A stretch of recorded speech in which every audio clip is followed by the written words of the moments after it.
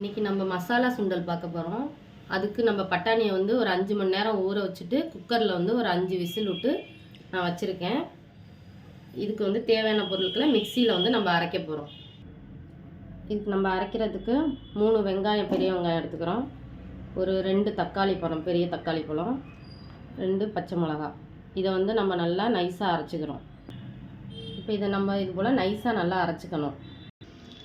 இப்போ இந்த மசாலாவுக்கு ஒரு 3-4 ஸ்பூன் வந்து எண்ணெய் ஊற்றிக்கிறோம். இதில் சோம்பு வந்து போட்டுக்கிறோம். ஒரு 2 ஸ்பூன் வந்து இஞ்சி பூண்டு விழுது போட்டுக்கிறோம். இது நல்லா எண்ணெயில் வந்து அந்த பச்சை வாசம் போகிற அளவுக்கு வதக்கிக்கணும். இப்போ நம்ம இதில் வந்து அரைச்ச அந்த பேஸ்ட்டை வந்து இதில் சேர்த்துக்கணும். சேர்த்து நல்லா பச்சை வாசம் போகிற அளவுக்கு நல்லா வந்து எண்ணெயிலே நல்லா வதக்கி விடணும். இதில் இப்போ நம்ம கொஞ்சோண்டு பட்டாணி எடுத்து இதை வந்து மிக்சியில் வந்து நல்லா நைஸாக அரைச்சிக்கிறோம். ஏன்னா அது வந்து கொஞ்சம் திக்னஸ்க்காக நம்ம இதை அரைச்சிக்கிறோம். இப்போ நம்ம இதோட 1/2 ஸ்பூன் மஞ்சத்தூள்,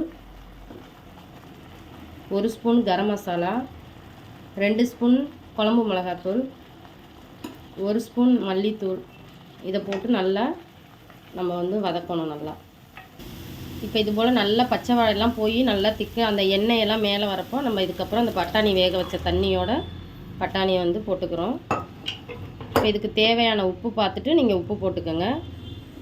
இதோட நம்ம அரைச்சி வச்ச அந்த பட்டாணி பேஸ்ட்டையும் இதில் வந்து நம்ம போட்டுக்கணும்.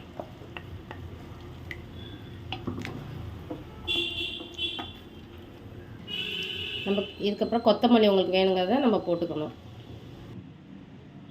இப்போ இது ரெடி ஆயிடுச்சு.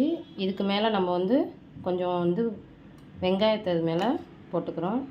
கார்ன் சிப்ஸ் வறுத்து இதில் கொஞ்சம் நீங்கள் வந்து இதில் கொஞ்சம் போட்டுக்கோங்க. அவ்வளோதான், ரெடி ஆயிடுச்சு டிஷ்ஷு. அடுத்த வீடியோவில் பார்ப்போம்.